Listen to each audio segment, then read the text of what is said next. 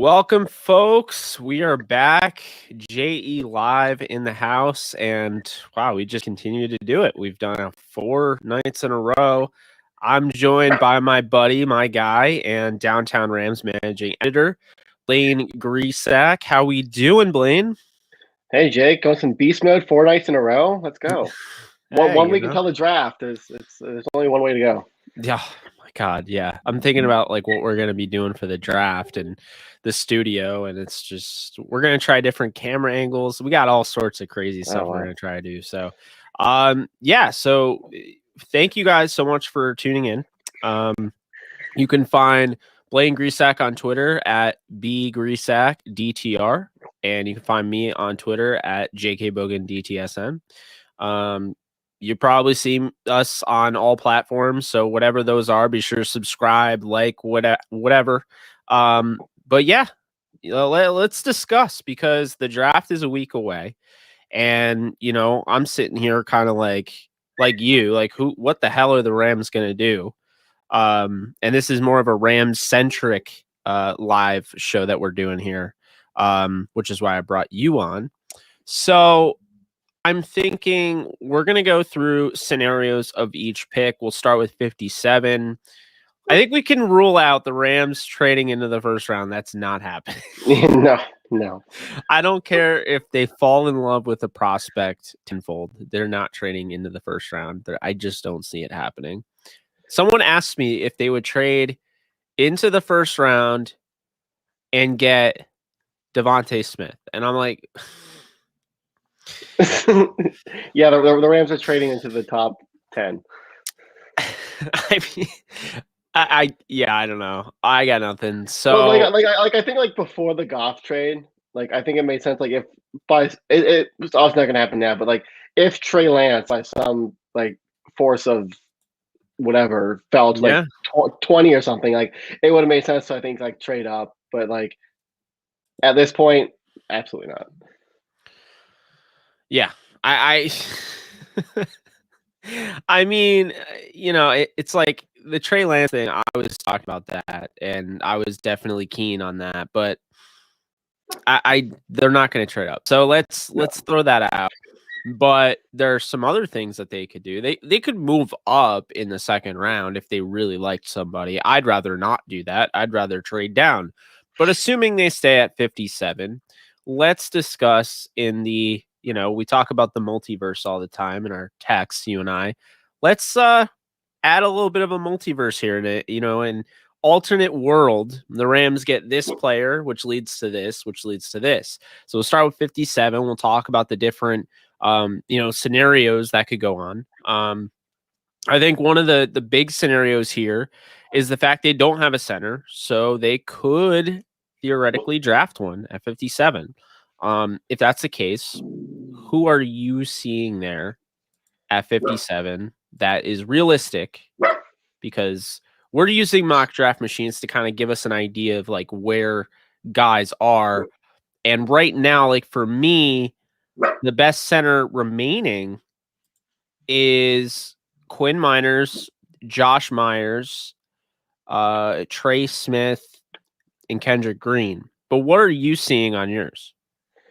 Yeah, I mean, I think like it would take a lot, but I mean, I think Creed Humphrey goes in the first round, but like you could, yeah. There's so many crazy scenarios right now with like, what if Chicago takes Davis Mills? What if some team takes Kellen Mond in the first round? What if the Saints take Kyle Trask? Like, what if you have like this like run on quarterbacks at the end of the first round, so teams get that 5th-year option that are so valuable on quarterbacks? Like, like, and then you have this like such a deep wide receiver class where like, what if a team early in the second round takes a wide receiver like, I don't know, like Rondale Moore really high, Diami Brown high, Amon-Ra St. Brown high, just so they can make sure they get like a top receiver. Make sure they get like a top 10 receiver, top 15 receiver in this class.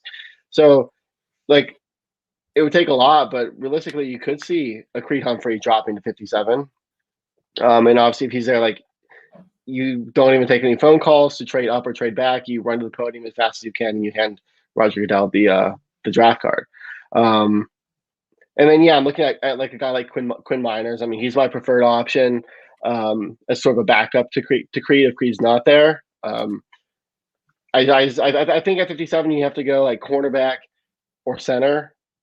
I think those are my preferred options. I know you want them to take a linebacker, and I would disagree with that. But so I think you look at Quinn Miners.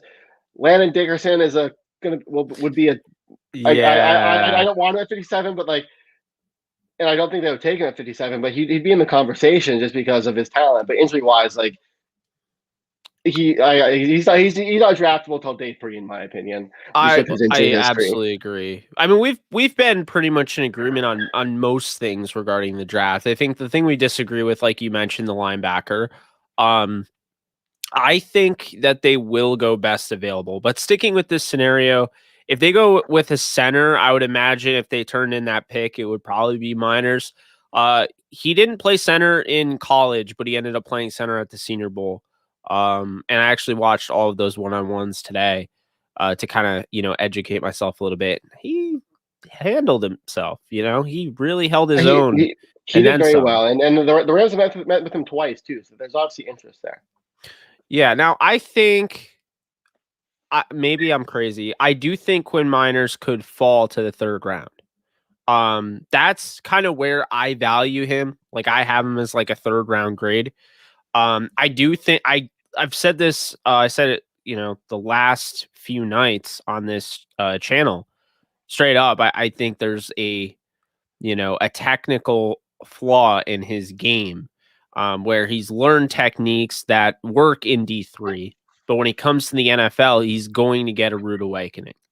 And so I do worry about him being too much bully and less technically sound, whereas I feel like your guy, David Moore, is that guy, but he can bully you and he's technically sound. You know what I mean? So what's the tweet you just sent me earlier today? He's getting compared to Ron Leary. I like that. Yeah. But I also think, like we've also discussed this, I think he's an option at center as well, because I think he could move there. Yeah, and like the thing is, like, with how deep the center class is, if you miss on a guy like Creed, or I think at the beginning of the draft process, you could argue that Quinn Miners would have been there at 88, but after testing, after the Senior Bowl, I could see him going before 57. Honestly, like if he's there at 57, I think there's a slim chance that he's there in the 3rd round. But I guess we'll see. But yeah, I mean, if you miss out on a guy like Creed or Quinn Miners there at 57, there'll be guys there at 88, at 141 that at 141 maybe they don't start day 1, but maybe they're ready later in the year. They're depth piece year 1, and they're ready to start year 2. Well, it's funny because I talked about this on the Downtown Rams podcast on Wednesday with Alexis, and could I not make the argument that we're running out of centers here? Teams aren't going to consider, like, I feel like teams are going to consider moving a guy like Eric Banks to center, because I think that, desperate times call for desperate measures. And this is a good center class, but it's not great. And it's almost like, it's like any other center class. You like what you have early on, right? But once those guys go off the board, you start to panic. Like we've seen drafts before where it's like, I like these guys, and then all of a sudden I'm stuck with Kyle Fuller, the guy from Baylor. Like, I remember that draft vividly. You and I were like, yeah, we'd like to get a center before you start getting into the Kyle Fuller tier, but that's kind of how things go. So like Eric Banks to me from Notre Dame, I think would be an interesting, move there. But what are your thoughts on like guys like that, like top-notch guards, kicking in at center? Do you think that's going to be something that is a trend here? Because I think Wyatt Davis from Ohio State is the best he's the best guard outside of Elijah Vera Tucker in the draft. So, I mean, he could also be asked, but I don't know. What are your thoughts on that? Yeah, I mean, I could see moving guys like Kendrick Green inside, or Ben Cleveland, or like you said, Aaron Banks. David Moore's obviously guard, but yeah, he played center at the Senior Bowl, and I could see him. I could see him moving there. But like you and I have the issue with, like, guys that play tackle in college, and people want to move them inside to guard. Yes. I think it's easier to move from guard to center, but at the same time, like as a center, you have way more responsibilities than you do just as a guard. There's protections to call out. Like you're basically you are the center of the offensive line, and so I would prefer to take a guy that has center experience. But like if you miss out, like this interior line class, like maybe you develop them at center for a year, and then next year a guy like David Moore is ready to go, or a guy like Kendrick Green is ready to go next year. And for the rookie season, they're just like the sixth man on the offensive line that comes in with an injury or something, if an injury happens or something. Yeah, no, I agree with you. I think there's going to be options in the second round at that pick for the Rams. Wyatt Davis could fall there, and I honestly think, we could be looking at this the whole different way. They're not going to draft a center. They might draft Wyatt Davis and just be like, maybe they feel that good about Corbett at center. You know what I mean? Yeah, or maybe they already have it. You have Austin Corbett, who was drafted as a center, who has experience at center. I mean, it's tough because like, do you want to mess up what he did at guard last year? Because he was so good at guard. He's been so good at guard, but like maybe he's ready to make the shift over center. And then you draft a guy like Wyatt Davis. Now he's your guard and Corbett through center. Like there are options on the interior, and I think they'll have those options in mind in next week. Well, and then Austin Reeder too. Like, who's to say they don't have like a handshake agreement with him before the draft? You know what I mean? Yeah, we won't know that. So like they could go in there and I could see that. So they draft a guy like Wyatt Davis, who would be huge for this offensive line. I mean, he is a freak. Okay, he's very good, and they could get a guy like Wyatt Davis, and you'd have fans being like, "What? No center? Are you kidding me?" And then they like the next day they announced that they signed Austin Reeder. Like, I would not be shocked at all if that was the case. I was a little surprised the way they let go of Blythe, which almost makes me wonder if they are interested in Reeder. And it was less about the money and more about the excuse of moving on from him. Yeah, I mean, from what I just heard and read was that the Rams, I think, actually offered Blythe a little bit more money, but I think he grew up a Chiefs fan or is from that area or something, and ended up choosing to go to Kansas City. From that's just what I read on him, but it was. I didn't want to see him to go, but I mean, it is what it is at this point. And I mean, Blythe got pennies. Like the center market is just not that great. So I think it's not like Ryder's going to cost you $5-10 million. Like you're talking $2-3 million tops. Like, so you have Reeder, who's available, and then you also have what's his name? I always forget his name.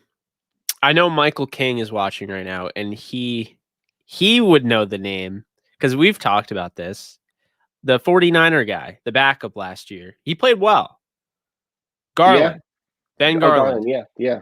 So I wouldn't mind Ben Garland. I would love Austin Reeder. Guy didn't give up a sack last year. I don't know why the Chiefs are moving on from him. But then again, I don't know what the Chiefs were doing on the offensive line at all. So, all right. So we talked a little bit about the center there. They could go that route. Josh Myers is somebody, barrel-chested dude that could come in and really, be a difference maker at center. But more importantly, with Josh Myers, I feel this might be a little too early for him, but I feel like if you're going with him, you're going for stability over the long term, over, over potential, right? Because I feel like this is a guy that will play in the league for the next 10 years. He may never see a Pro Bowl, but he'll be like the Michael Brockers of the offensive line. You know what I mean? Yeah. That's kind of the vibe I get from Josh Myers. And Ben Cleveland is a really interesting one because he's somebody I don't feel like the mocks aren't really adding up to what I believe he's going to do, where he's going to go on draft night or, draft day. Because look, he's athletic, like very athletic. And those guys don't just like grow on trees. And I mean, I have the RAS right in front of me. I'm putting it in right now for Cleveland. Ben Cleveland had a 9.64 RAS score, so a relative athletic score, and he ran a 5.05. He had a 1.77 10-yard split. He's 6'6", 343 pounds, so he moves extremely well at that size. Imagine having a 6'6", 343-pound center. Ridiculous. Like, who is gonna how are you gonna block that? How are you gonna penetrate that? You're not. Like, so that's interesting. And the 30 reps on the bench, I like. So they have options. I think you have to look at a guy like Drew Dahlman later on too. Like that's a guy very much so. He has the connection, obviously. Like he's definitely be a guy that they're like, if they don't get a Creed Humphrey, or if they decide they don't want to go Quinn Miners early, like Drew Dahlman will be there later on, and I'm sure they'll have their eyes on him. Yeah, no, I like Dahlman, and he actually, you know what? I felt like as soon as I saw that he had that connection with Carberry, I'm like, watch, this guy is probably the most unathletic dude ever. He tested really well. Well, yeah. So it totally, like, there'd be a reason for that. I wouldn't even call it just straight up favoritism. Like, there'd be a reason to draft Walker Little too later on, but we'll get into that. We're talking just the second round, 57th overall right now. This is before, looking at a potential of trading down. So, Blaine, we talked about the interior offensive line. Offensive tackle, there's a good chance that a guy that you like, I know you like, and Brady Christensen is here. There's a chance that Jalen Mayfield and Jackson Carman, who I like, would be there. There's a potential that there could be another tackle like an Eichenberg or somebody along those lines. Cosme, Ray Dunes, I highly doubt. But so, what are you doing in that sense? Could you see them drafting a tackle? I could if it's the right guy. The thing is, like, the Rams have tackles. Like they have Whitworth. They have Havenstein. They didn't trade Havenstein this offseason like some people were maybe speculating that they would. You have Bobby Evans behind Havenstein on the right side. Yeah. You have Joe Nobu, who actually played kind of well at left tackle, and then you have Tremaine Akram, who the Rams are really high on. They really like Tremaine Akram.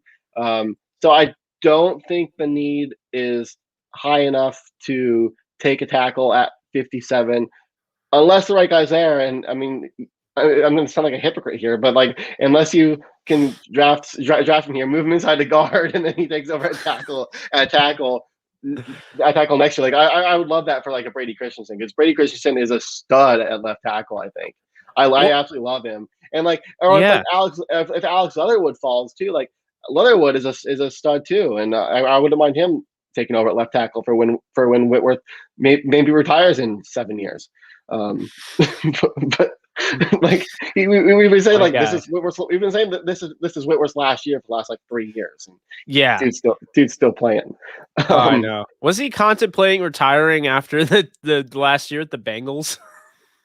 Yeah, he was contemplating it then, like contemplated it like after the Super Bowl run, contemplated it after 2019, contemplated it after last year. Like, maybe the guy retired at some point, but who knows? My God. So, all right, so we're off to a good start here. We're off and rolling. We got our OT, we got inside. We got interior offensive line done.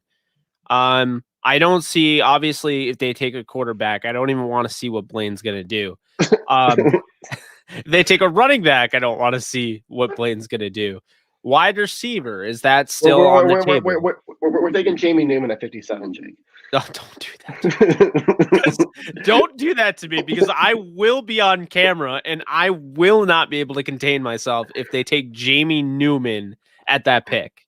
I will freak. And everyone here that's listening, that's the funny thing. I've been vocal about that. So everyone here that's listening knows how I feel about that pick. Hell no. Plus, of course, second round. But I find it interesting because, like, I wouldn't take a receiver here personally. But like, when Jordan mocked, you already know, we talked about this. When Jordan mocked My guy Eskridge to the Rams at 88. I was like, wait a minute. Something's up here. Yeah, I could see him taking a wide receiver at 88. I don't see it at 57. Like, unless you do not take a wide receiver after you took Van Jefferson with that same pick last year. Yeah, like something like it would be like I'd probably just be about just as upset as I was last year when they took Cam Akers. But I guess that one kind of worked out. But yeah, I just don't think with the depth at with the depth that you have a wide receiver after signing Deshaun Jackson, after taking Van Jefferson last year, like I just don't think you can take one at 57. Unless maybe a guy like Tony is there. I do like Tony. Is he there for you? They have him. PFN has him at 46. Okay, so they have him in that area. Yeah, like he'd have to fall. Yeah, see, I have Amari Rodgers and Diami Brown. I'm not picking either. And I'm not taking either of them there either. Like, would Elijah Moore? Like, would you take a guy like Elijah Moore? Maybe like. No. Yeah. Like, I think you wait till 88. This is such a good wide receiver class that maybe a guy like Eskridge does fall to 88, or like other guys will be there. Like, I really like Anthony Schwartz from Auburn. After I met with him and I watched him, guy's 6'1" and is the fastest player. He ran the fastest 40 among the wide receivers. How fast was it? I think it was like a 4.27. I think. Sheesh. Yeah, it was insanely fast. I guess my thing is, like, I also am in that camp where now that you have Stafford, you can throw out JJ Koski and Nasimba Webster and what's his face, the other guy that I'm totally blanking on. Tristan Jackson? Yes, Tristan Jackson, and you would still get results. You know what I mean? I almost feel like it's overkill. Or like, how about a guy that you mocked for him last year, way too early mock, Amon-Ra St. Brown? Would you take him at 57? Consider it?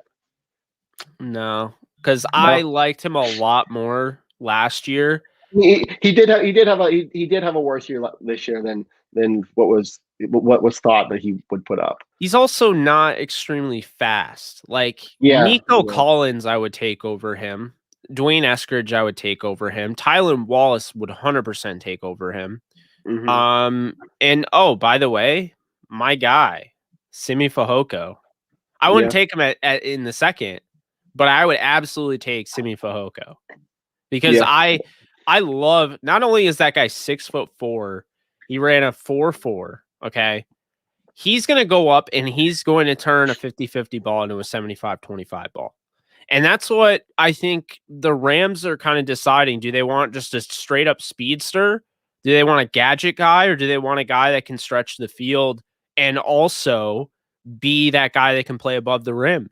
And if you're looking for that, then I got news for you. There's plenty of guys out there that can do that, but Simi Fehoko is probably the best guy remaining right now at this point in the draft. In my opinion, that can do that. Maybe Nico Collins, but we're splitting hairs at that point. Yeah. And I think, like, if you're looking for a big body guy, I think they're looking at Bryson Hopkins for that. Honestly, that's kind of like yeah. Well, I do think you know how I feel about him. Yeah. So like, but I can see them wanting to get that big body wide receiver too, that they can do a little bit of everything, and then that's why you can wait till 88 to get that. I think. Yeah, no, I definitely feel that. So we hit on the wide receivers and quarterbacks and running backs, aka 0. Tight end, is that even in play here? Absolutely not. No, I could see them taking a tight end, but I don't see it until, like, if they trade back from 141 and pick up an extra, if they trade back from 103 and pick up an extra pick on, like, late 5th round, 6th round, like, I could see them taking a third tight end, but it'd be funny if they could take Gerald Everett all over again and Quentin Morris. Yeah, they could. He's built just like him. It's crazy. Please don't. I'm really high on Kylan Granson. So if they want to get a guy, a sleeper tight end that could just, be a receiving threat for them, Kylan Granson later on, if they want to take a shot on him. But they don't need a tight end. And if they don't pick one, I will not cry myself to sleep.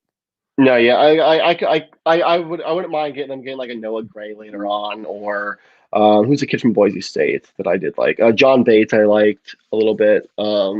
Yeah. Yeah, so Zach Davidson, yeah, Central Missouri.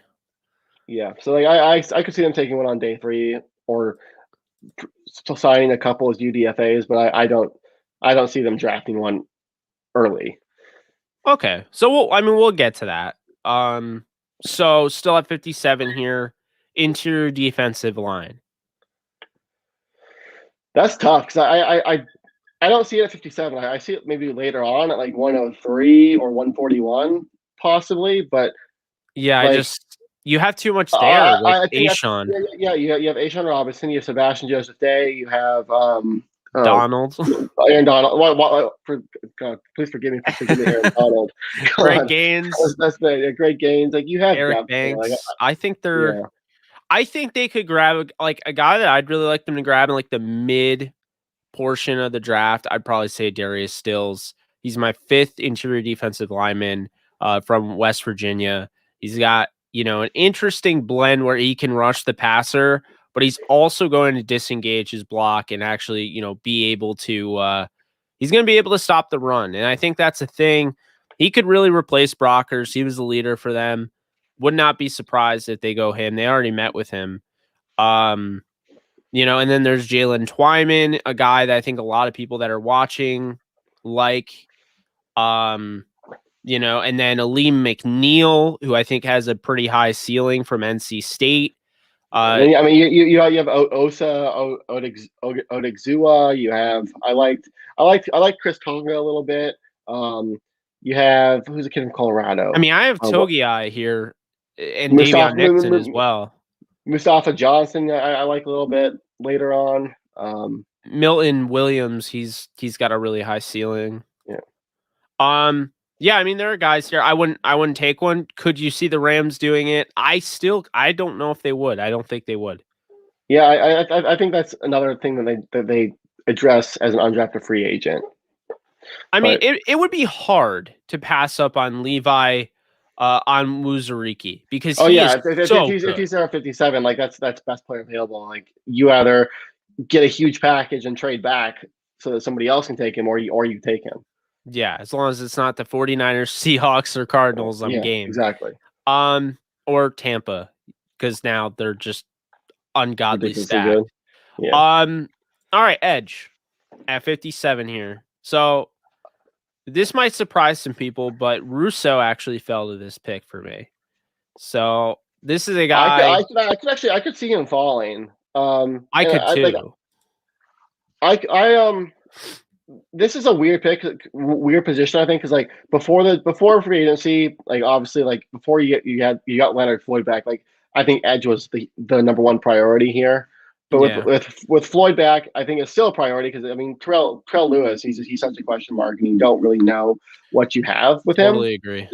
Because he's hurt all the time. I really want Jason Owe to fall. I like as a Penn State fan, I absolutely love him. And then I mean you have Rousseau who could if Rousseau's there, the ceiling is just so high that like if he's there at 57, I think you do take him. Jalen Phillips, Basham is ridiculous, even though I think he's better in the 4-3 a little bit. Ronnie Perkins from Oklahoma. Joe Tryon I like too. Tryon's good. Would you take Jordan Smith here, or would you like wait till 88? No, I think he'll be past 88. He tested really poorly, and I think that's going to push him down. He also has that off the field issue that I don't care about, but I think teams will. But he did do well at the Senior Bowl, so there's that. I will say people will be clamoring for Joseph Asai here. I know the fans like him. I feel like he's such a project to me. He's so raw. I thought he was way better. I just watching the games, like college football in general, he stuck out. But when you watch the film, you're like, all right, he can rush the passer, but his pass rush plan is either non-existent or it's very inconsistent. And so to me, I don't know if that's going to help you out. Quincy Roche, somebody that has experience playing at Temple, transferred to Miami. I mean, he already showed you he's got a pass rush plan, and the guy can stop the run. He's got great pursuit. Russo is a also kind of a project, but he's a guy that was getting mocked in the top 5 preseason. So, you know, there's also that. Peyton Turner did fall, and I all of a sudden have this huge love for Peyton Turner. I watched his film, and I am blown away. I think he's got the perfect size at 6'5", 270. He can play with that. He also said he'll drop. I just asked him actually on Twitter. He said he'll weigh whatever they need him to weigh, basically. So I thought that was cool. But I think everyone kind of puts him in the box of like a 4-3 defensive end or a 3-4-5 tech. But to me, I think he could be a stand-up outside linebacker. And the clip I tweeted out or quote tweeted from Ben Glassmeyer on Twitter, it shows. I mean, the dude can be a stand-up pass rusher. He can set the edge. He's got pursuit. His motor is always running. That's a guy I really like. I think he's going to be a perfect fit if the Rams go after him. And he kind of fits that archetype because the Rams want they want physically imposing edge defenders that can set the edge, that can rush the passer, and that are so big and long that it's hard to throw over them. And we saw that. Floyd batted some passes down. They want that length, and I feel like you're getting that with Peyton Turner here from Houston. Yeah, I mean they like guys with length, like that's for sure, and like they that's like in their edge defenders, that's one thing that they look for, and that's something that Terrell Lewis had last year. So I could see them taking a guy like Peyton Turner if I don't see edge here, but like if who they're looking at 57 is gone, like I could see them saying let's get this guy that can have an impact on the edge, because in today's NFL you need, like, Leonard Floyd did he outperformed what I thought he was going to do last year. But if you can get a guy opposite of him, and you have Aaron Donald on the defensive line, like it's going to be menacing for offensive lines to deal with. Oh yeah, I keep saying that. I mean, like if they get just one more piece on, like, I love having Floyd back. Keep in mind, was not expecting that. Was already moved on from him. Had no feeling at all that they would bring him back, especially after Brandon Staley left. But they bring him back, and they have a legit starter at, that edge spot. And then the other spot, I really like Justin Hollins, but like, I'm not like Terrell Lewis. I kind of bought into the hype because like I bought into what the Rams were selling. But if I stuck to my gut, Terrell Lewis is outside the top 10 on my board last year at edge. So he wasn't like this super. He got drafted where I had him, literally where I had him. I think he got drafted the pick I had him on my board, which is crazy. So I mean, I'm not as high on him. And then on top of that, you have the injury factor. He never plays. Like, he's always hurt. So I don't even know what to make of that. So to me, I think you need to add some insurance in a big way. If you you can't tell me if the Rams add Peyton Turner tomorrow, Peyton Turner isn't already the second best pass rusher in that room outside of edge defender. Because factoring in Aaron Donald, of course, is not fair. Yeah, obviously. But I mean, he's the second best as soon as he enters that room. And a guy that you mentioned, like when we were talking about Russo, he's the second best. I think, like when you draft a guy like Osai, I don't think he's the second best. And I think if you're going to make that selection here at 57, Osai reminds me a little bit of Ebukam, who's just like this physically imposing, like has the physical attributes, but like, when he pass rushes, he just like he just does one thing, and like if that one thing doesn't work, like we'll figure it out, I guess. Next time. Yeah, it's always next time. Yeah, I don't know. And then Ronnie Perkins actually went off the board a pick before me. Seattle got their pass rusher. Perkins is a little shorter. He's got good hand usage. He's quick. Very quick-footed, diagnoses well. My biggest issue with him, there's not a lot of power. So when he tries to bull rush, he doesn't move anybody, including himself. He just stays in one spot. He kind of reminds me a little bit of Obo. They kind of They're similar. Obo's not like super like lanky and everything, and he doesn't have that long gangly build. You know, more of a hand fighter, you know, that type of deal. And then the other edge guy who went off the board, Away went off the board at 42 for me. Oh no. At 44, this is a little surprising. Carlos Basham went off the board. Are we talking about Carlos Basham now at like the top of the second round? Because I totally missed that boat. Yeah, I just like scrolling Twitter today, like over the last like week, and like the Basham hype is like, if you have Basham stock, you sell that stock right now because it's so high. Yeah. Like people are talking about him as maybe a late first round pick, honestly. And Oh my lord! I don't think he'll go in the first, but are you seeing that on film? Because I'm not. Like I like Basham, but I'm not seeing it. I saw that. I watched him at the Senior Bowl, and like he was fine. He didn't really stand out like some of the other edge rushers, I guess. But like I had my eye on him, and then like I watched his film, and yeah, I wasn't blown away. And I think he's better in a 4.3 too than he is in a 3.4. Like I don't know if he would translate. But yeah, he's not someone I would jump on, honestly. Oh, I absolutely hear you there. I mean, I don't know. I thought that was kind of weird, you know. I think Peyton Turner would be my best bet for all those guys, but I think Russo is very intriguing because of his upside. Yeah. Now, moving on, linebacker. Okay. Do we have to talk about linebackers? We have to talk about linebackers. So, linebacker Nick Bolton fell into my lap, but I'm actually not as high on Nick Bolton as everyone else. I feel like the vibe I got from Nick Bolton right off the cuff was that he was like the next Devin Bush. And then I watched him play and I don't see that. And then then he runs a 4.6, which 4.6 40 is not a bad time, and it's actually a good time for a linebacker. But when you're that short, that small, you know what I mean? Yeah. I expected more from Bolton. I could go out and get a Jabril Cox that is just better fit for me. Surratt actually ended up running a lot better than I expected. Cameron McGrone. A guy that I'm starting to we'll talk about a little bit later because I don't think he'll go. What did you think of Jamin Davis? I absolutely love him. Oh yeah, I love him.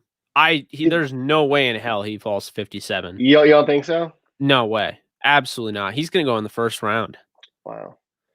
Yeah, I just 3 weeks ago, Blaine, he was a fringe day 2 pick, and now here he is. He's 100% going to go in the first round. I know. It's not fair. Yes, at this spot, like I just like, I don't think there's like that big of a gap between the linebackers you can get here at 57 and like the linebackers you can get at 88 or 103 or 141. Like, I mean, obviously, like I think like Jabril Cox might be the exception there. Maybe Pete Werner. But I don't really love him either. No, I'm not a fan of his at all. He didn't stand out to me. Baron Browning's already off the board too. And I don't think I take him at 57 either. I just don't think the gap's that big between linebackers. I don't. Dylan Moses is a guy that you have to consider, obviously, but I think I think he's gonna fall. His stock is plummeting. Like he could be there at 88 or if he's there at 103, like I'd be fine running to the podium and getting Dylan Moses to be in the middle of the defense. But like I think they like what they have in Micah Kaiser. I think they like what they're getting Traven Howard back, and he played decently before he got hurt in training camp last year. I think they like what they got out of Trey Reader last year, and I don't love Kenny Young, but like he's serviceable. Which I know you don't want serviceable, and you want it's fine to upgrade there. But have you seen Derek Barnes, by the way?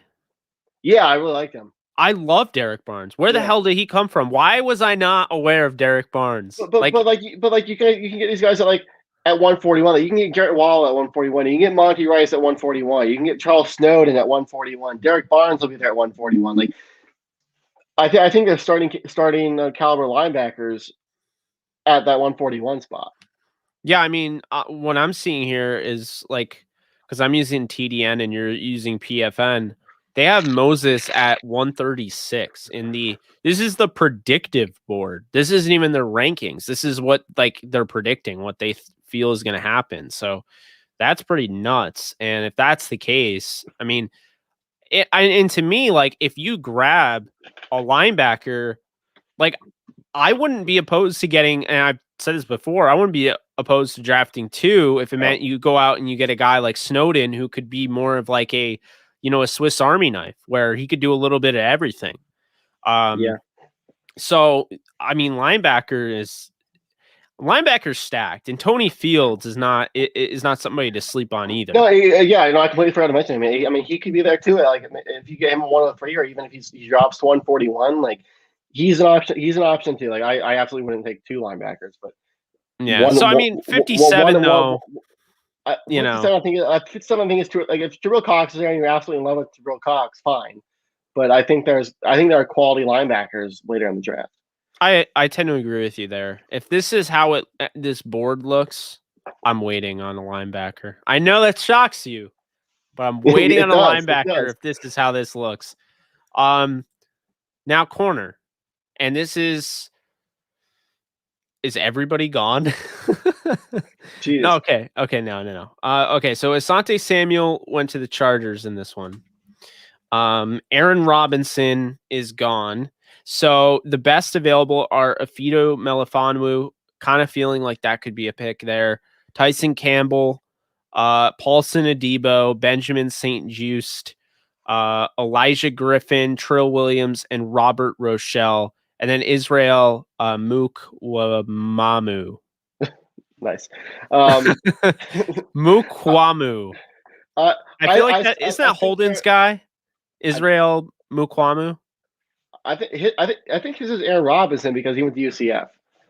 No. But like, I think he was Holden. If you're out there, South Carolina, Israel Mukwamu.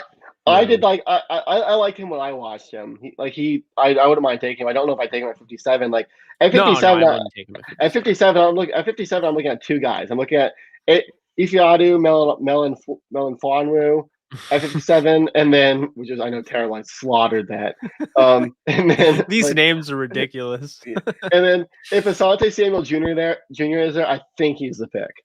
I really think they try to go cornerback here because they just, after losing Troy Hill, you need that starting caliber number 2/3 cornerback to play opposite Jalen Ramsey. Like Darius Williams' tender is only for 1 year, and if Darius Williams plays like Darius Williams played this year, you're not bringing Darius Williams back next year because you won't be able to afford him. So you're right. You're going to need somebody to step up there, and I'm sorry, but I don't like that to be David Long. So I'm with you there.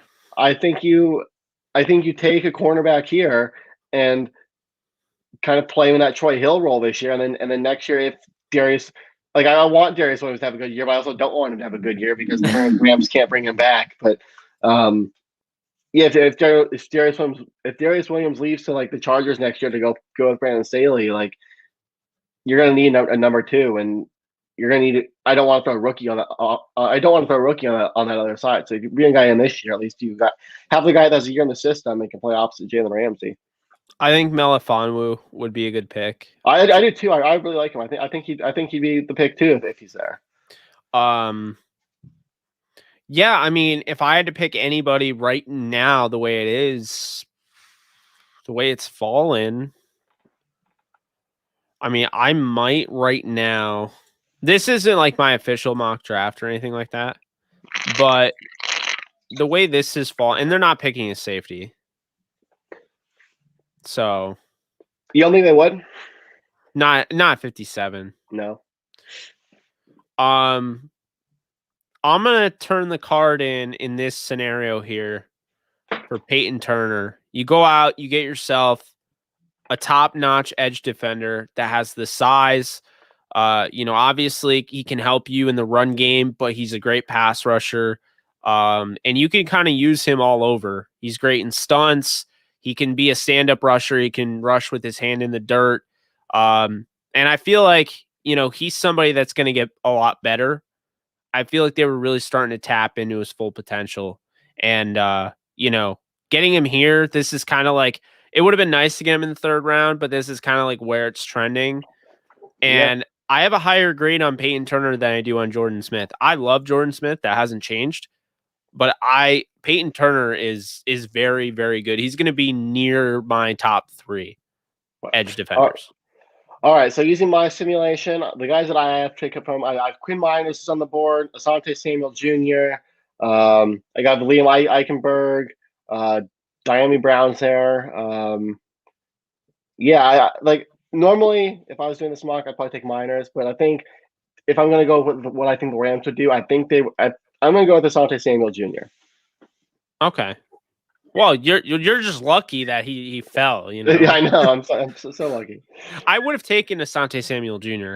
I love him. So pick 88, and we won't look at quarterback or running back. I guess before we move on from 57, you're not trading up from 57 no matter what, right? What would it take? What would it take for you to trade back?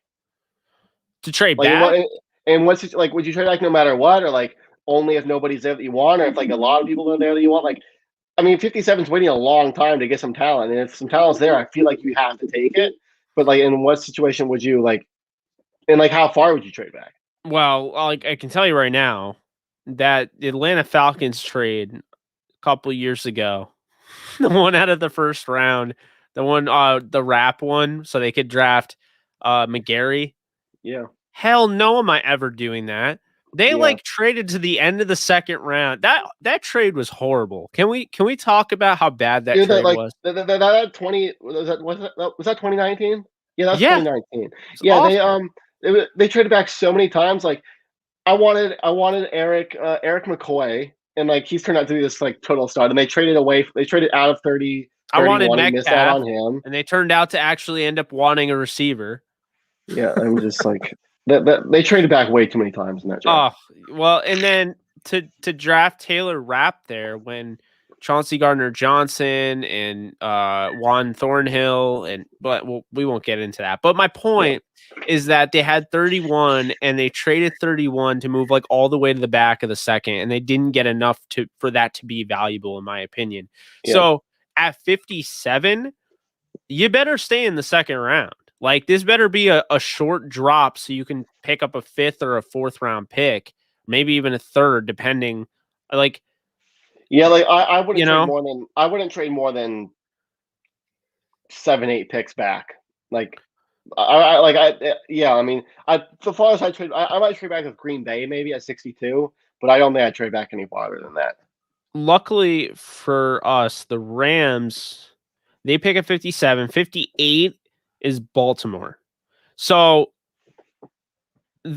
from what I see here is that if Baltimore doesn't pick a wide receiver at 27, we know they're going to pick one at 58. Yeah. So if a team is I need to get ahead of Baltimore, in order to get I don't want to risk them taking the receiver. You could see a Tampa Bay, moving up, replacing Antonio Brown. You could see the Chiefs doing it. They tried to sign Juju Smith-Schuster. You could see Green Bay doing it. They could be like, sorry, Aaron Rodgers, we wasted a 1st round pick, so we need to make it up to you and get that weapon. The Bills, I don't know about that. The Saints, you could. Since Emmanuel Sanders left, they literally just have Michael Thomas and Traquan Smith. Yeah. And then the Browns are fine. So, really, that's 1, 2, 3, 4 teams that could trade in that Rams spot to try to, they knew they had to get by Baltimore. They would trade there. And then the Rams would keep a 2nd rounder, and the trade value chart would have them getting a late 4th or, an early 5th. And I think you'd be fine with that because you stay in the 2nd round, you pick up an early 5th or, a late 4th, and You know, you have your 7 picks again. Yeah. So, and I also don't like that they don't pick in the 5th. I feel like that's a huge disparity. So once they pick in the 4th, which by the way is a compensatory pick, their base pick is going to Jacksonville for the Jalen Ramsey trade. So by the time they pick at the end of the 4th, then it's like, oh, see them in the 6th round. Like that's going to be hell. Yeah, it's 141 to 209, which is the 68 pick weight. Like that's forever. So yeah, I kind of see them trading back either from probably 103 and maybe trying to like close that gap a little bit. Yeah. Yeah, because that's such a long wait. That it really is. So okay, so we have 57 done. Now 88.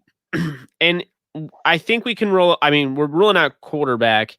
Do you even rule out a running back? Like the Rams have literally drafted a running back. I'm not saying would you, but are you shocked if the Rams draft a running back here? Because I'm not. They draft a running back every single 3rd round, it seems. Jake, my bedroom window is right there. If the Rams draft a running back, I'm jumping headfirst out of it. Like I won't be able to handle it. Oh my gosh. Oh man. I can't do it. I can't. I wouldn't be surprised. But like, please, Leslie, don't take a running back.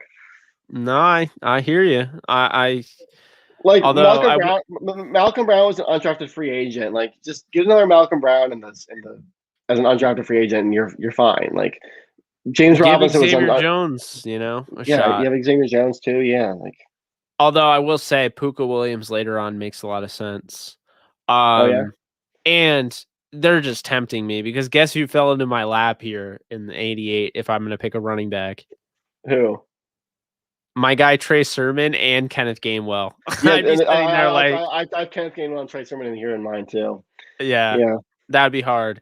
It wouldn't be hard for me. I'm not going to pick a running back unless maybe the 4th round. And it would have to be like I traded and now I feel like I have all these assets where I can draft a running back. Like right now, I don't feel that. I feel like I have some holes to fill because for whatever reason, this team didn't fill them in the offseason. Wide receiver is certainly on the table here. Yeah, Jake, guess who's available here at 88 for me? I just got Asante Samuel Jr. Now guess who I can take on offense? Eskridge. And guess who's not available here? Because Eskridge went to the Bears, so he's going to be wasting his life away with Andy Dalton. Oh my gosh, poor Dwayne Eskridge. Gosh. Yeah, no, I honestly think that they do take a wide receiver. I think it's with one of these next 3 picks, they're taking a wide receiver. If Eskridge is there, I could definitely see it. I could see them taking a Tylan Wallace. I don't want them to. I know they met Tutu Atwell. I don't want them to touch Tutu Atwell. Like let him be somebody else's problem. Who else could they like? If Nico Collins is there, all I see here is Fehoko for me and Amir Smith-Marset. Yeah. Other than that, like it is pretty slim. I almost think you almost have to wait till 141 almost when you can get a guy like maybe Schwartz or I know you like Austin Watkins. I love me some Wap Taylor. Amir Smith-Marset would have to be an option too. I do like him, and he just had some really bad quarterback play at Iowa. Oh yeah, I mean that seems to be a trend there. And then they go in the 3rd round ahead of George Kittle. Yeah. Yeah. So, I'm looking like at my board right now, my wide receiver board, and the best player available is Amir Smith-Marset. No, Simi Fehoko. Because he's my 8th overall receiver.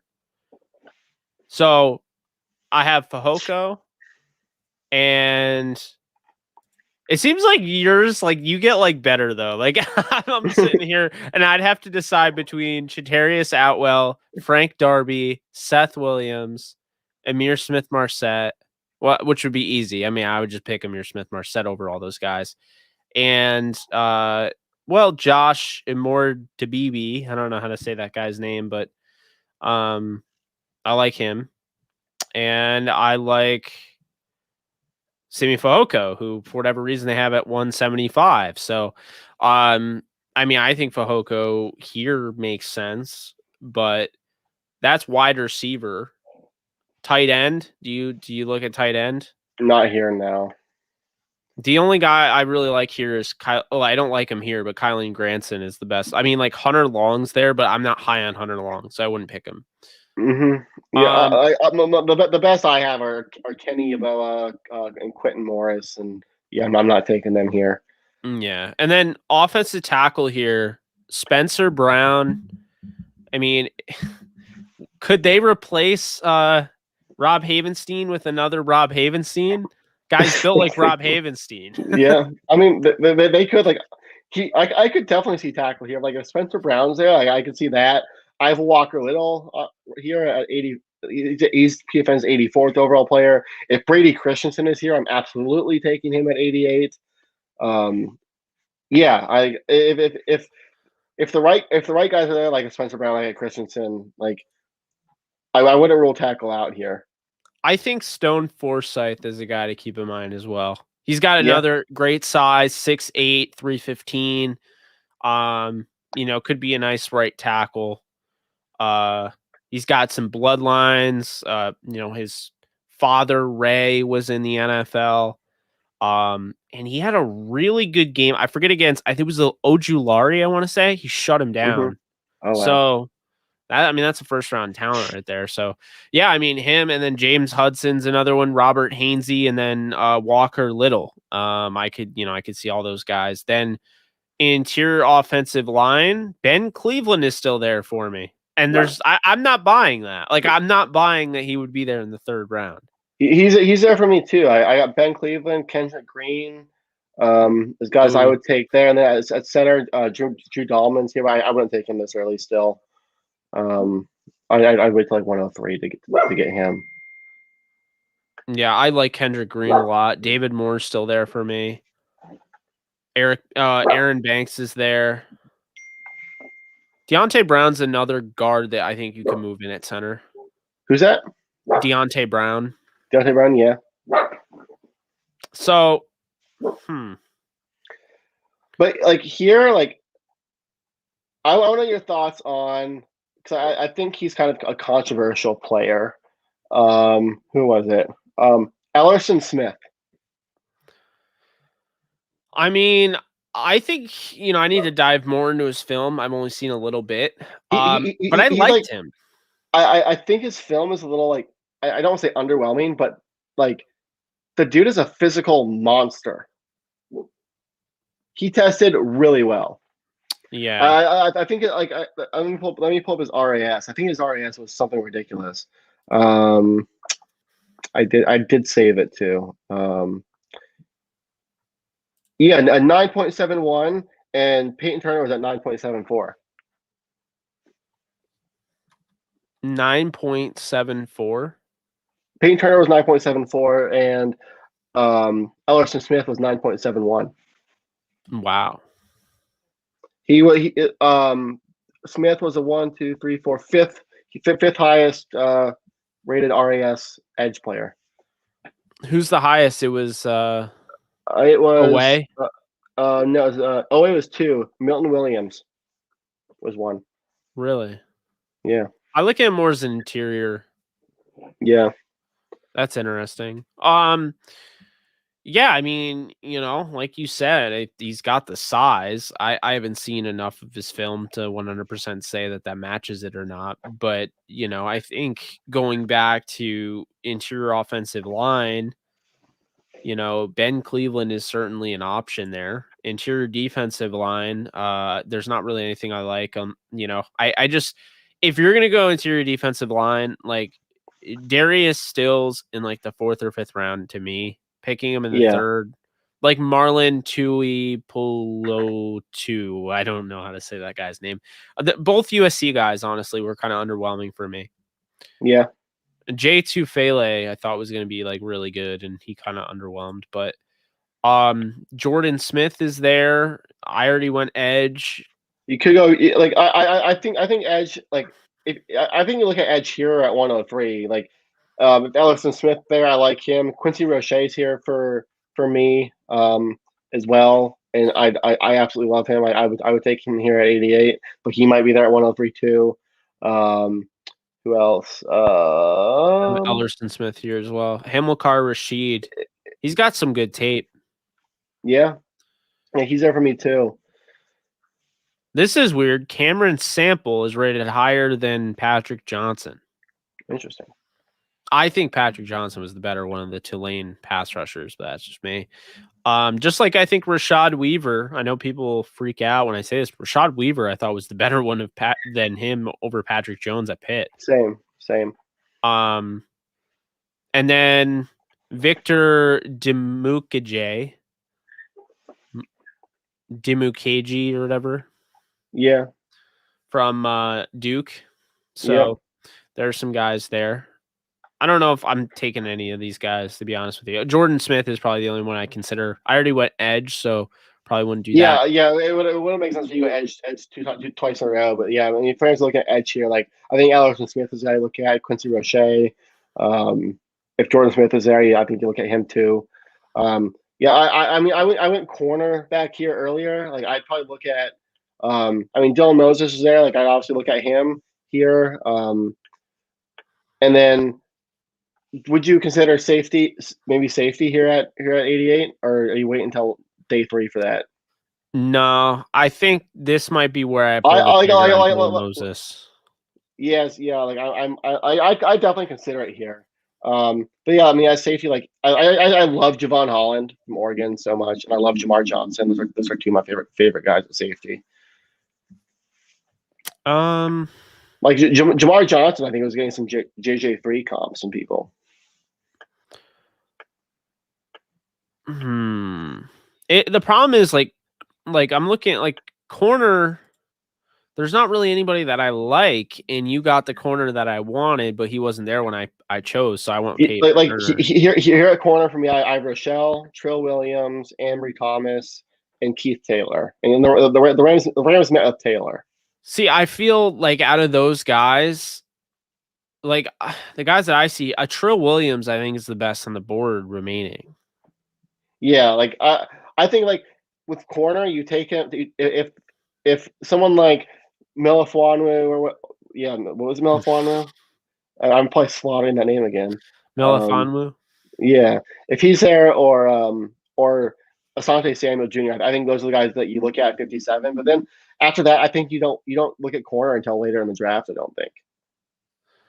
Yeah, I mean, I think they only need like one corner this early because you want to, grab that third guy. And then I think they could grab a guy like Mark Gilbert, like a Tay Gowan a little bit later. Yeah. Safety, they could go here at 88. I mean, if they went safety, I think James Wiggins is a hell of a pick. He is so good. And then, Tyree Gillespie from Mizzou. Andre Cisco, also from Syracuse. We've talked about 3 Syracuse guys over the span of 5 seconds. Divine Diablo has a really cool name, and he could be a guy there. And then Hamza Nasruddin, if you want that, the 6'3", 213-pounder. That's somebody. They call him a positionless sub-package defender. Yeah. So that's interesting. I don't know who I'm picking here, to be honest with you. If I have to turn the card I think like I'm debating based on like who I have. I'm debating Dylan Moses. I'm debating Brady Christensen, Dwayne Eskridge, and those are my top 3. And that's really tough because like Dylan Moses is obviously Dylan Moses. I love Brady Christensen to take over for what's his name, Whitworth. And then I obviously like Eskridge is Eskridge. Yeah. I think I'm gonna go. I think I'm gonna go Brady Christensen though. Yeah. Okay. I might take a little bit of a detour here. I'm gonna get them. I'm gonna go Ben Cleveland. Okay. Because you know what I'm gonna do? I'm gonna move him to center. Yeah. 345-pound center, eat that. Nice. All right. And then 103, it works out perfectly because Dylan Moses is still there for me. Jake, I think I broke PFN's mock. What'd you do? What'd I do? Dwayne Eskridge is still here at 103. Oh, Lord. Well, that's obvious. Yeah, Dylan Moses is still here too. Yeah, I have Dylan Moses, but I wasn't as fortunate with you with receivers. The best receiver I have is Seth Williams. Yeah. Oh, geez. Yeah, thanks for that. And Ben Cleveland's here too still. Yeah, he was going to be off the board by the time I... Don't make me feel bad. All right. So I'm going to go pretty quickly here with Dylan Moses. To me, you get a guy who, by all accounts, is a first-round linebacker that just fell because of injury. Yeah. So, you're getting Dylan Moses to go with Peyton Turner, and you have Ben Cleveland, to kick inside at center, or, you can, move, what's his face, Corbett. So, I mean, I like the way that, for those that are listening here, Ben Cleveland isn't just some slouch. I mean, he has a 9.64 RAS score. He's 6'6", 243. He benched 30 reps, 177 10-yard split, 291 20-yard split, which is like one of the top. And he ran a 5:05 40 time at 343 pounds. Jeez. That's ridiculous. It's stupid. So, I don't know. I mean, like, you're getting just a top-notch athlete to be either your center or your guard. So I don't think you go wrong with that. And Matthew Stafford now has like a completed offensive line, in my opinion. I mean, that makes me think. I almost want to take him here at 103, but I don't know how. If Dwayne Eskridge is at 103, I think Sean McVay just holds Les Snead hostage until he gives him a card that says Dwayne Eskridge on it. And, yeah, right. So you're between. I'm between Eskridge, Cleveland, and Dylan Moses here at 103. I'm gonna turn in the card right now. You're going to Dylan Moses? All right. I think I'm gonna go with Dwayne Eskridge. I just think I think that's what the Rams would do here. I think they'd go with Eskridge. We're covering everything because I got Cleveland and Moses, and you got Eskridge, and who's the guy that you got earlier? Oh, Samuel. Yeah. Let's see. And then pick 141. Now the draft starts to look a little depleted. Quarterback, no. Jamie Newman is the best available. That's not happening. Yes, let's get Jamie Newman. Running back, no.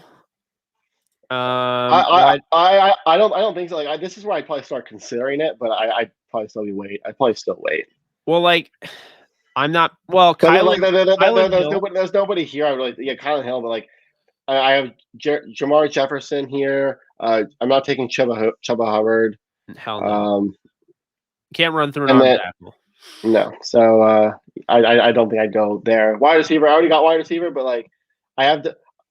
I love my guy Demetric Felton. Yes, I do know that.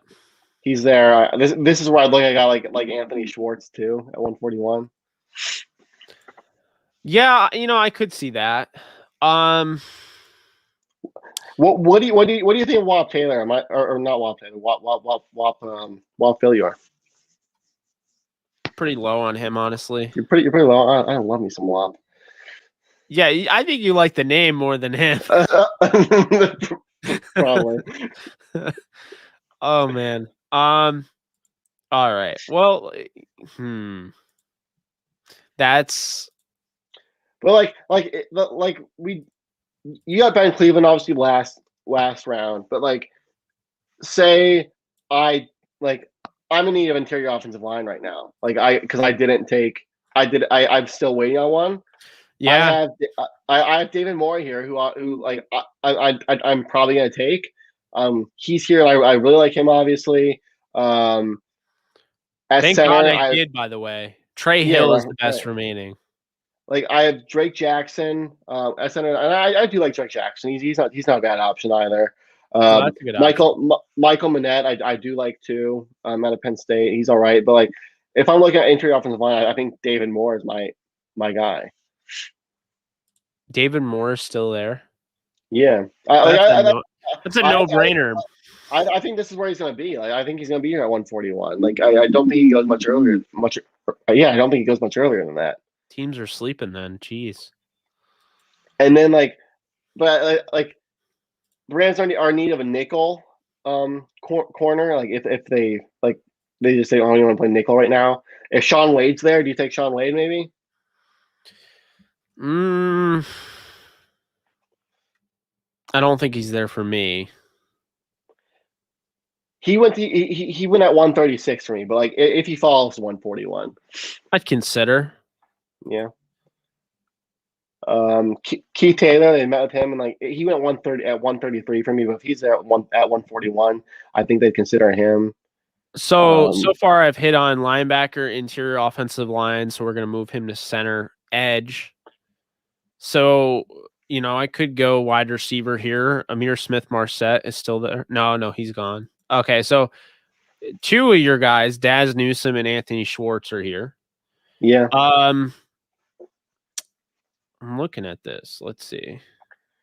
And then, like, I think this is a price shot for linebacker too. Like, you have Monty Rice, you have Charles Snowden, who's kind of that tweener. You could take Derek Barnes. Let's see. Garrett Wallow would be an option at 141. I like Garrett Wallow, although I wouldn't go with him right now. If Tony Fields is there, maybe take Tony Fields at 141 if he's there. What about Michael? He's not for me. Michael Strachan from Charleston, 6'5", 228-pound receiver. Ooh, that's some size. I haven't watched his film yet. It will be at some point, but I do like that size.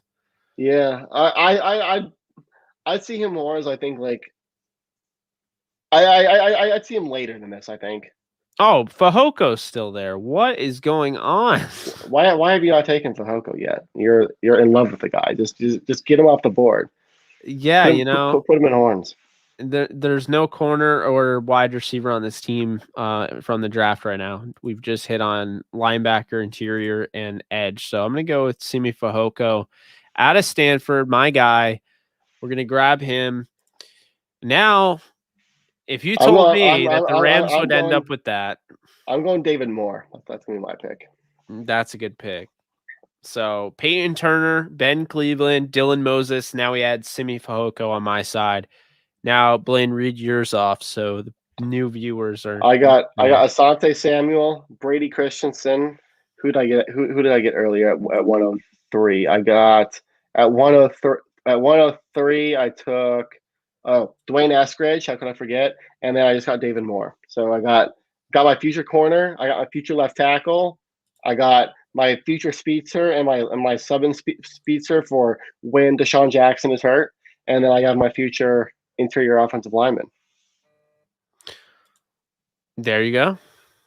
I think that's a pretty good start, especially now because there's going to be a ridiculously long wait, for the round 6. Yeah, you are waiting 68 picks now. It's a long wait.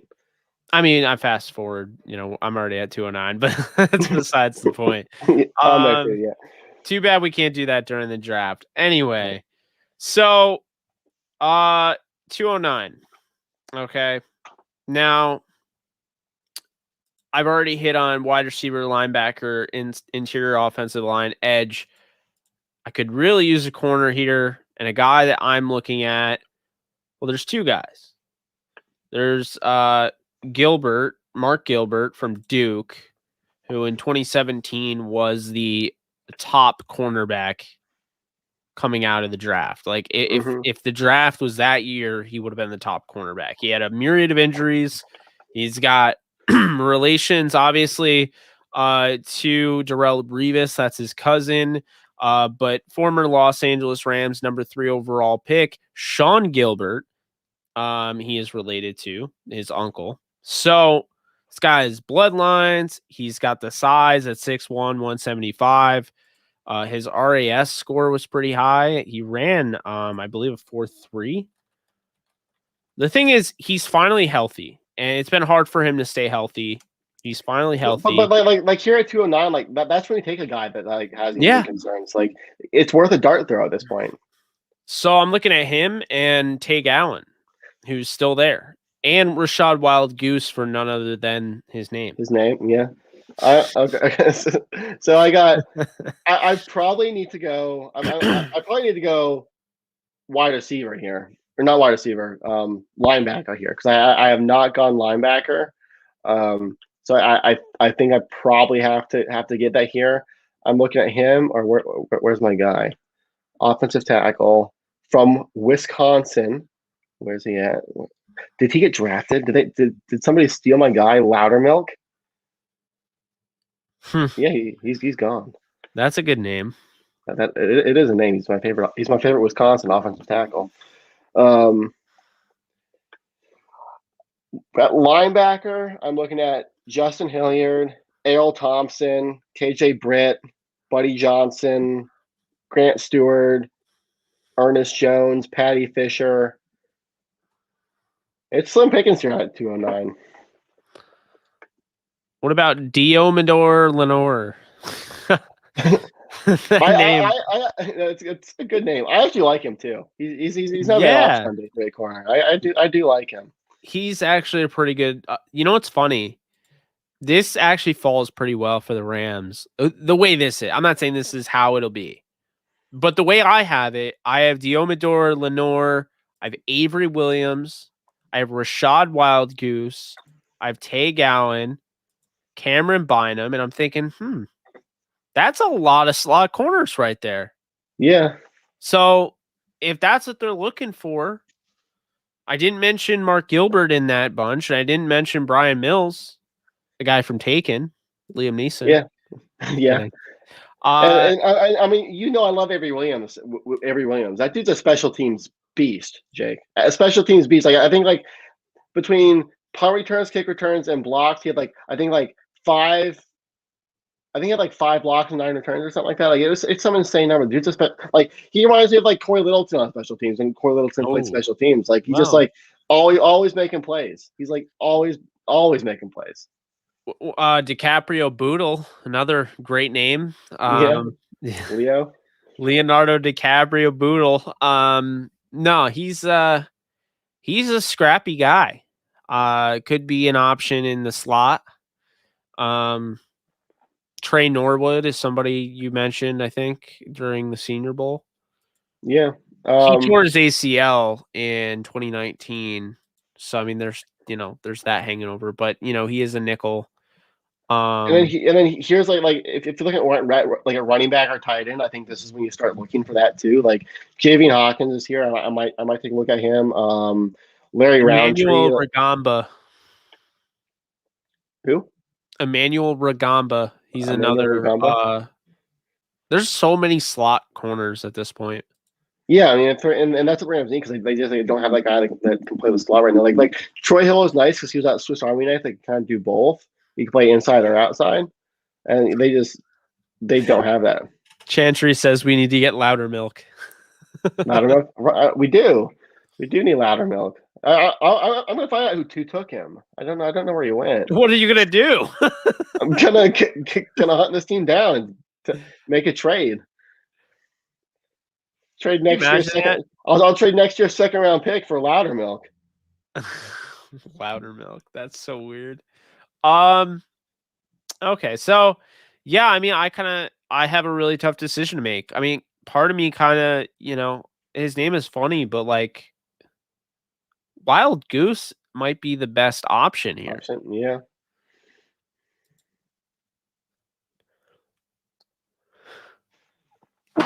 I could definitely.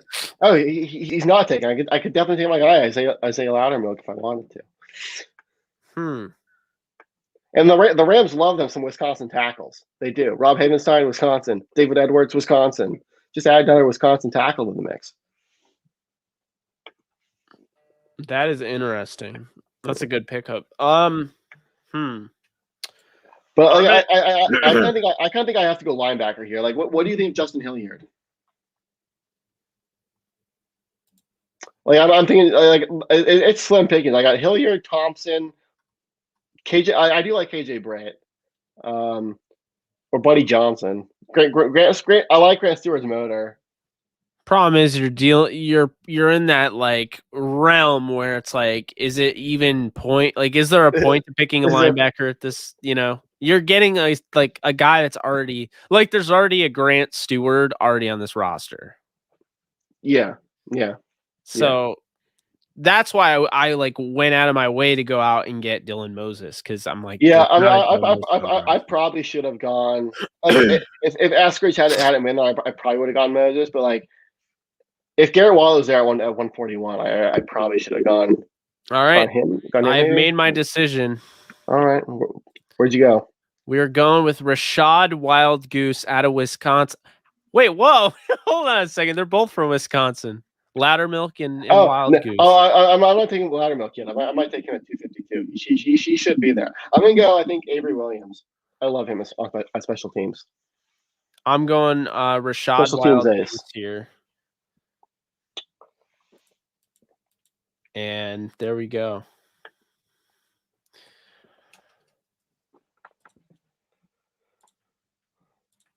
All right. Now what are we looking at 252? Last pick. We got Rams are. Let's see. 1, 2, 3, 4, 5, 6, 7, 8th last pick of the draft. Rams have. Yeah. At this point, it's like, who do you want to bring in as a UDFA and like basically call dibs on them? Like that's what this pick is. Yeah. No. I mean, absolutely.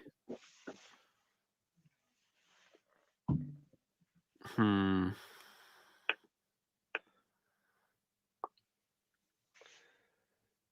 do you got on your board? Well, what I'm looking at here is Tay Gowan is still there. Mark Gilbert's still there. Leonardo DiCaprio is still. Ooh, should I take Chris Evans, Captain America? He follows me on Twitter. Chris Evans does? Yeah. The running back or the actor? The running back. Nice. All right. I'm looking at an interesting thing here. I don't think Jalen Darden will still be there. No, absolutely not. So I don't know why he's still there. Malcolm Kuntz from Buffalo. Ooh, I do like him. You know, you get more of a developmental guy, but my guy, Michael Strachan, that I have never seen his film, and I just look at 6'5", 200. I'm gonna watch a game right now. I'm gonna put up a game just so I can see at least something out of this guy. What do we got? Let's see. Ladies and gentlemen, it's a wild goose running in SoFi. Oh my gosh, yes, I need it. Can you like imagine like the memes and stuff that can come from that? It's like, you know, we kind of need it because like Jared Goff was the draft. Like we need another animal. Renee says the last pick is a throwaway. I'll trade you a snow cone machine for that last pick. I'll take a snow cone machine. Okay, Mike. I wonder. Do you think the Rams have a snow cone machine in their draft house in Malibu? Potentially. Yeah. Okay, so Mike, I'm assuming it's not Strachan. I'm assuming it's like Strahan or something. So let's see what this guy can do before I make the pick. All right, that's not bad. He is huge.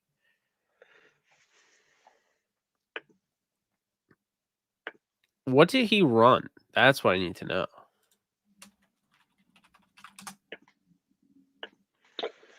Yeah, it's tough here at 252. It is tough.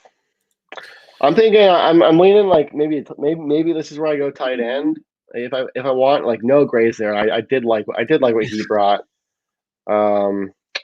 Looking at maybe running back Rakeem Boyd, Puka Williams.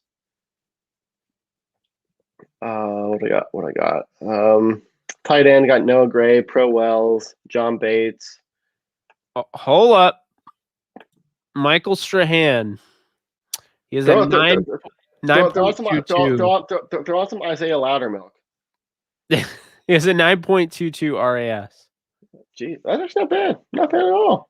He's got a 1.55 10-yard split. He ran a 4.54, so he's not as blazing fast, but that's size. 6'5", 226. Jeez. 20 reps on the bench as a receiver. Really? Yeah.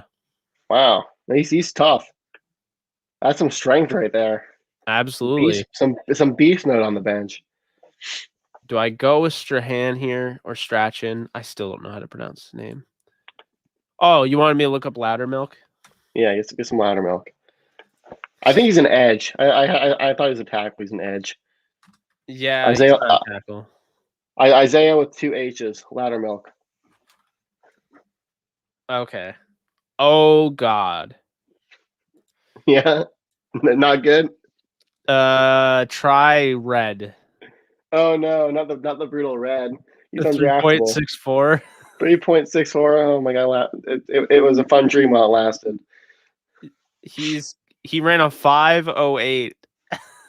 5.08, really? Jeez. He's 274 pounds, 6'6". How fast did Cleveland run? Like a 5 point what? 5 point. It was faster than 5.05. Yeah. 5.05 at 343 pounds. Oh yeah, that's okay. Loudermilk got to improve that 40. All right, let's see. Is Wild Goose fast? I need to know that. He's not even a 4.4 guy. Jeez. He ran a 4.53. I'll give him. 4.5. That's not terrible. Not terrible. Yeah, he's 5'11", 197. He had a 1.4 10-yard split. That's insane. Oh wow. Oh, at this spot, I might go with. I think I kind of have to take I'll take a special teams linebacker for the heck of it. I'm gonna take Ernest Jones. I think that's what I'm gonna go with. Ernest Jones. He's my last pick. Ernest Jones. Yeah. Someone's like, no Loudermilk, frowny face. I know. How about what did Kuntz run? Like, what's his score? Nothing.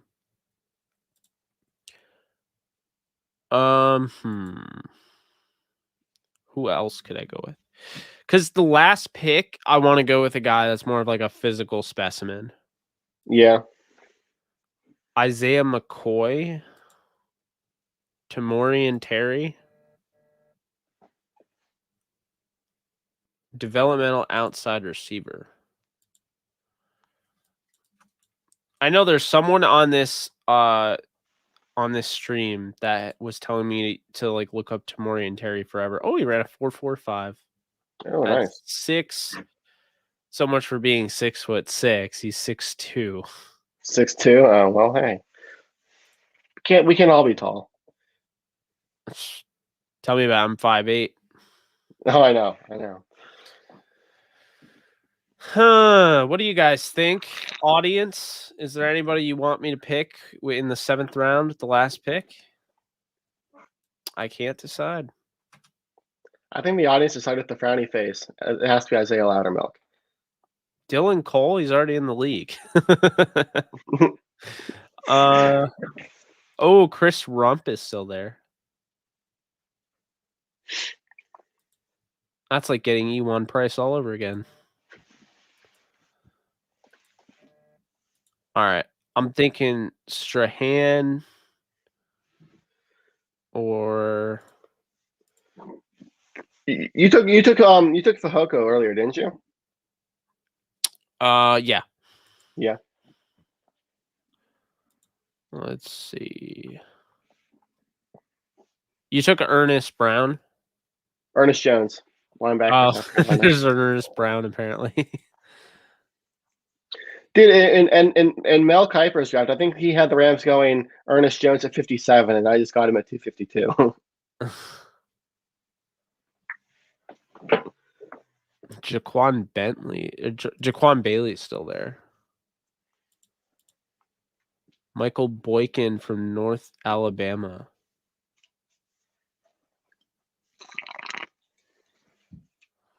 What did he run? Michael Boykin. Nothing. Gone without a trace. All right. Taylor Riggins. No. I'm just looking for like a physical freak to draft with the last pick, you know? Yeah. I mean, at this one, that's what you got to kind of bank on. You gotta take that physical specimen and hope that they can turn those physical attributes into football skills. Harris Ford is still there. Oh, I do like Paris Ford. It'd be a good Not pick. bad safety. I think I'm just. Oh, Tay Gowan's still there? What?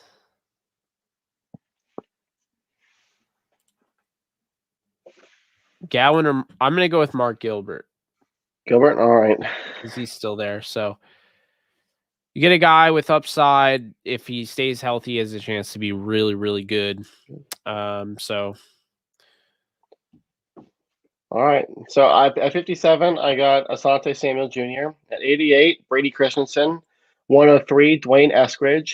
141, David Moore. 209, Avery Williams. And 252, Ernest Jones. So I got at pick 57, Peyton Turner, edge defender from Houston. 88, Ben Cleveland, interior offensive lineman from Georgia. We're either going to kick Corbett in at center or we're going to move Ben Cleveland from guard to center. 103, I had Dylan Moses, linebacker, Alabama. 141, I had Simi Fehoko, wide receiver, Stanford. 209, I had Rashad Wild Goose, cornerback, Wisconsin. And 252, I had Mark Gilbert, cornerback, Duke. Let me know what you guys think. And who had the better mock draft? Yeah. Can we get a live poll? Crap. How do we do that? I don't know. But yeah, no, I think like I don't think my simulation is all that realistic. Like if Dwayne Eskridge is there at 103, like that would be ridiculous. Yeah. But I mean, you never know though. Like anything can happen. But I mean, if I think if the Rams ended up with either of our drafts, I'd be pretty happy. The only like I wish I would have taken a linebacker earlier. I think that might be where I messed up a little bit, but yeah. Yeah. I think it worked out pretty well, I'd say. Wow, we really covered a lot. Yeah, no, we did. We did. Is there anything else you want to discuss, or is that gonna do it for this show? That might do it. I mean, I think we covered basically. I think we covered a lot of different scenarios, and like if the Rams go this year, this will be available there. I think we both ended up with two very different drafts, and I think that was kind of the point. Yeah, no, I agree. You guys can find us on downtownrams.com, all the content and everything there. This will be posted on downtownrams.com, I'd imagine. Yeah, I'll get up there tomorrow AM. Cool. Tomorrow AM. Just guess when that is. Blaine, thank you so much. Guys, thank you so much for tuning in. You can go follow Blaine on Twitter at Blaine, or no, not Blaine. B Grisak. DTR. DTR. I'll put that in the banner here. Let's throw it up, right? So you can follow Blaine. Follow Blaine at B Grisak DTR. And that is boom. Blaine's looking at it like you spelled it wrong. He's not telling me. It's perfect. All right. I'm at 645 followers. Let's see if I can get up to 700. Yeah, let's get him there. And then I'm JK Bogan DTSN, which you can not follow Blaine, follow Jake. Yeah. It's cool that I can do this on the fly. It's not cool that I actually can't do this on the fly.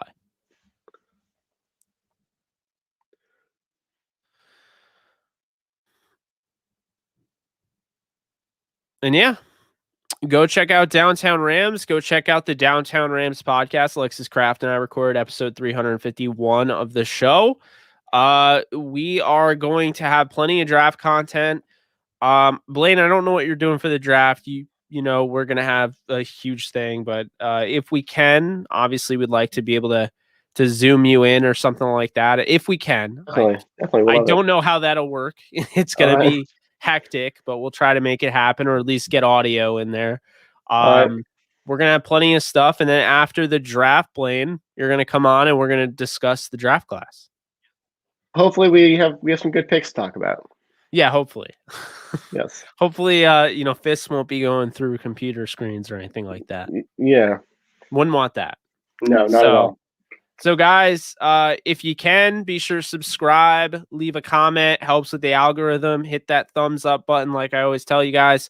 And as always, you guys have a great night. I will be back, not tomorrow, taking tomorrow off, going to work on some content, Falcon Winter Soldier finale. We will get an episode of Falcon Winter Soldier, basically covering that finale up tomorrow. And then Saturday, you can find me on the AJ show at 12:30 p.m. Eastern time until whenever.